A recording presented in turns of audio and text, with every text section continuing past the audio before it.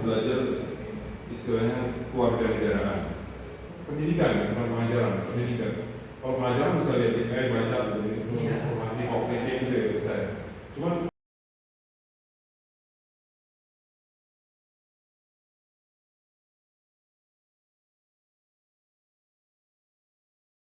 Bismillahirrahmanirrahim. Assalamualaikum warahmatullahi wabarakatuh. Waalaikumsalam warahmatullahi wabarakatuh. Kembali lagi bersama saya Ade Mas Fahri Sufanadi dalam edisi Pendidikan dan Sosial. Dan juga bertemu dengan narasumber kita Bapak Harithan Putra Agus. Bapak, bagaimana kabarnya hari ini? Alhamdulillah baik Ade Mas. Baik sekali. Gimana Ade Mas? Ya baik juga alhamdulillah Bapak. Ya Pak, kali ini kita bicara santai lah ya mengenai demokrasi paling. Oke. Bapak sudah mendengar ya kemarin itu demokrasi besar-besaran terjadi di sebagian penjuru Indonesia Pak. Dan itu beberapa sekolah justru terganggu dengan kejadian itu, ada yang libur, ada juga yang tidak. Apalagi sekolah yang berdekatan dengan lokasi demo tersebut. Yeah. Dan menurut Bapak, apakah demokrasi dalam Demonstrasi. dalam dunia pendidikan ini sangat mengganggu pola belajar mereka? Baik, demo ya.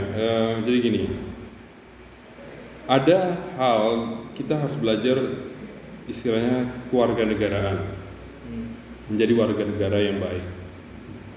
Satu hal perlu kanalisasi inspirasi aspirasi yang harus didengar apabila terjadi kezaliman. Itu satu pihak. Kita harus bersuara, voice namanya, bukan noise. Noise itu asal bicara dan asal jeplak, merusak malah, anarkis biasanya. Nah, voice ini bicara suara yang voice, suara yang baik ya, suara yang ini. Itu harus diterima sebagai sesuatu, kalau dia kritik itu harus diterima. Itu namanya demokratik. Sikap tindak demokratik. Kita harus mendengar, lebih banyak mendengar apabila ada inspirasi tentang sesuatu yang kritikal, sesuatu yang strategik juga, sesuatu yang teknis, taktik, strategi itu harus diterima. Kalau itu baik buat kita sebagai bangsa, sebagai negara. Nah, terkait ini semua, ini bagian dari pendidikan siasat politik gitu. Karena kan kita semua punya tujuan yang harusnya, kalau kita ini ya ada persamaan lah, kalimatun sawah istilahnya. Kita punya satu persamaan, tujuan kita adalah sama. Kita ada persamaan, ada common ground yang kita usahakan, salah satunya perdamaian, adanya perdamaian. Dan itu harus disuarakan apabila ada noise gitu, ada suara buruk gitu. Kita harus melawannya dengan voice istilahnya, suara yang baik. Nah, bicara demonstrasi itu, kalau dia bicara noise pasti akan anarkis dan akan merusak. Tapi kalau bicara voice, caranya kan, terus bagaimana dia ekspresinya itu mencerdaskan, bahkan mencerahkan gitu. Ya, itu harus diterima sebagai sesuatu yang demokratik, sesuatu yang didengar, sesuatu yang suara-suara yang baik. Kita harus menerima apapun posisi kita gitu. Jadi kata ini kan, jangan lihat siapa yang ngomong, tapi apa yang dia ngomong. Iya. Kira-kira gitu. Itu terkait dengan pendidikan kewarganegaraan, pendidikan siasat politik gitu ya. Yang saya pikir perlu juga diberikan kepada masyarakat, kepada anak muda, bahwa ada kepedulian lah kepada negara, kepada kemajuan masyarakat gitu ya. Jangan asosial, kita punya tanggung jawab sosial. Apalagi Gen Z nih. Bicara Gen Z, Anda semua adalah pemimpin sekarang ini. Bonus demografi kita ada pada Anda. Ya kan? Kalau misalnya Anda dibilang strawberry generation, jangan mau. Anda tidak seperti itu gitu. Itu adalah orang kepentingan luar sebetulnya, melemahkan kita. Jadi semua bisa berubah manusia itu, ya kan? Rabbana atina la tuzigh qulubana kan. Bolak-balik gitu. Kita minta sama Allah jangan dibolak-balik gitu. Konsisten, logis. Konsisten dan logis, kemudian juga memiliki kesadaran bahwa harus berkesesuaian dengan keadaan gitu, adaptif gitu, agile pokoknya istilahnya bisa berkesesuaian dengan keadaan, konteksnya sesuai gitu. Nah, anak-anak muda dengan adanya demo yang voice harusnya lebih bersuara lebih kuat lagi. Iya, iya. Tapi sekali lagi voice, jangan noise. Kalau noise dia pasti akan anarkis dan merusak. Kira-kira gitu. Tapi kalau masalah voice nih Pak, voice itu kan berarti bersuara anak muda, Suara baik ya. suara bayi ya. Tapi Noise, kenapa? noise itu ribut. Iya, tapi kenapa banyak gak didengar gitu Pak? Itulah masalahnya gitu ya. Dalam demokratik itu adalah lebih banyak mendengar sebetulnya, karena ada hikmah juga nih, bahwa kita ya diciptakan lebih banyak mendengar kan, kuping kita ada dua, mulut cuma satu. Jadi harusnya lebih banyak mendengar. Dan cerita ini bukan suatu yang apa ya, bukan suatu yang fiksi, ini nyata gitu. Bahwa kalau misalnya kita bersuara voice gitu, itu akan secara apa ya, naluriah, secara bahkan secara nurani kita pasti akan bicara, oh itu harus kita dengar. Nah, kematangan emosi sosial kan, kognitif, pengetahuan, terus bagaimana apa namanya ya, selain kognitif dia harus bisa berefleksi, mengambil hikmah. Nah, ini yang perlu ditransformasi di anak-anak muda sekarang gitu, dalam pendidikan, termasuk para pendidikan pengajarnya gitu. Ada orang secara emosi itu sampai tua dia nggak dewasa. Oh, ada ya? Ada ya, itu karena pendidikan ya, bukan pengajaran, Iya. pendidikan. Kalau pengajaran bisa lihat di AI, baca gitu ya, Iya. informasi kognitif itu ya bisa ya. Cuman sampai dewasa kematangan tuh nggak apa itu, dia nggak bertanggung jawab kan pada keluarga, akhirnya anak maunya sendiri, itu emosional kan. Ada juga sosialnya, asosial, nggak paham dengan keadaan gitu.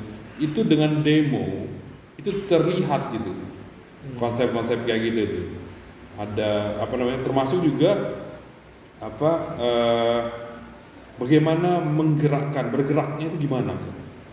Kalau anarkis merusak itu kan movement ya, Iya. itu kan social movement. Nah, itu leadership itu ditentukan. Jadi kelihatan juga bagaimana dia memove orang. Apakah dia mau menabrakkan, nggak bertanggung jawab. Istilahnya semua konsep kematangan dalam arah emosional, sosial, kognitif, terus apa namanya tadi, movementnya, bagaimana dia menjadi leader yang menggerakkan juga itu, termasuk kematangan untuk mengambil hikmah, itu diuji di sana. Nah, matang ini bukan sekedar dewasa juga, karena kita anak-anak dan dewasa secara psikologis kan hampir bisa beriringan ya. Karena kita diperlukan juga untuk cerdas, untuk bicara apa adanya segala macam, itu kayak anak-anak gitu. Tapi itu secara psikologis bisa kita analisa lah. Tapi kematangan anak-anak bisa matang, dewasa pun bisa matang. Tapi ada orang yang nggak matang-matang gitu. Berarti yang salah dari pendidikannya itu. Itulah pendidikan untuk kematangan jiwa. Itu pentingnya. Demo itu bisa melihat bagaimana kalau di demo yang cerdas, demo yang matang, itu nggak akan anarkis, nggak akan merusak. Dia pasti menyuarakan hal-hal cerdas, bikin humor-humor yang cerdas, bikin ini, dan itu menggugah gitu. Disitulah sebetulnya ini gitu, dilihat bahwa di kematangan yang saya bilang tadi itu kelihatan gitu. Iya. Ya, kira-kira gitu.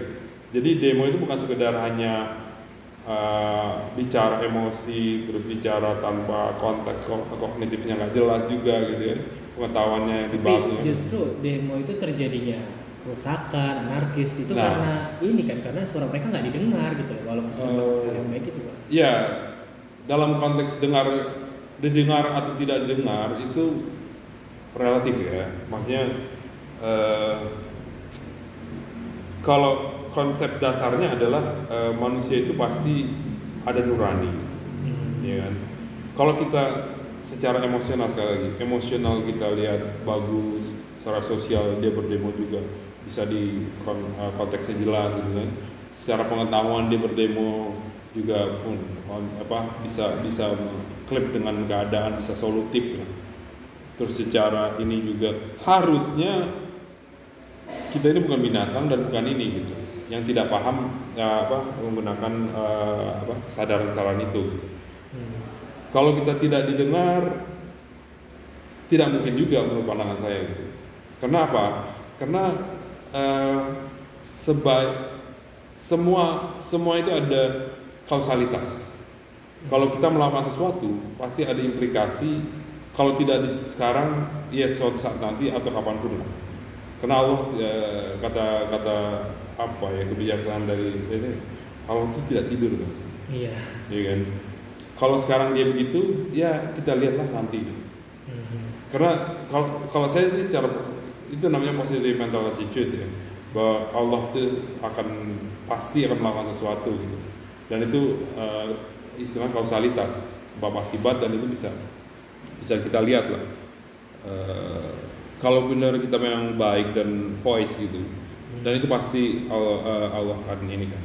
Karena kita orang beriman, apapun itu bisa dijadikan pembelajaran pendidikan yang terbaik buat kita. Yang terpenting ikhtiar sih Pak. Ya, makanya saya bilang kita ikhtiar dengan segala kematangan kita tadi gitu ya. Dengan ini harus terus menyuarakan, karena manusia itu kan watawasa bil haq watawasa sabr. Kita harus terus menyuarakan, karena manusia itu nggak ada yang jarang ya yang bisa menangkap itu. Kita harus ingatkan terus, mengingatkan terus. Dan itu memang dari suatu pernyataan Allah gitu. Bahwa kita harus watawasa bil haq watawasa bis sabr, dan terus menerus begitu. Tinggal tunggu waktunya sih Pak ya. Iya. Kira-kira gitu ada Mas. Ya. Baik para audiens, mungkin ya begitu penjelasan mengenai demokrasi di dunia pendidikan. Yang terpenting itu kita harus demokrasi secara matang Pak ya. Ya. Jangan istilahnya itu kita anarkis ya. Karena yang justru ketika hancur suatu tempat dan juga tataan gitu yang sudah dibangun oleh kita, itu yang rugi kita juga gitu. Iya. Kita harus menyuarakan apa yang kita ingin sampaikan itu dengan baik, benar, dan tenang. Dengan begitu, insya Allah dengan yang Bapak Hari sampaikan dengan ikhtiar, dan insya Allah takdir Allah akan memberikan yang terbaik. Jadi saya ucapkan terima kasih banyak kepada Bapak Hari atas waktunya. Pembahasan podcast santai kali ini ya Bapak ya. Tapi jangan ingat, tidak anarkis, tidak merusak, dan tidak mengambil hak orang. Nah itu yang terpenting, jangan mengambil hak orang, tidak boleh. Tidak boleh ya, sangat tidak boleh. Karena hak orang sudah orang, dan hak kita. Saya Dimas Fahri dan Bapak Hari Saputra Agus mengucapkan Assalamualaikum warahmatullahi wabarakatuh.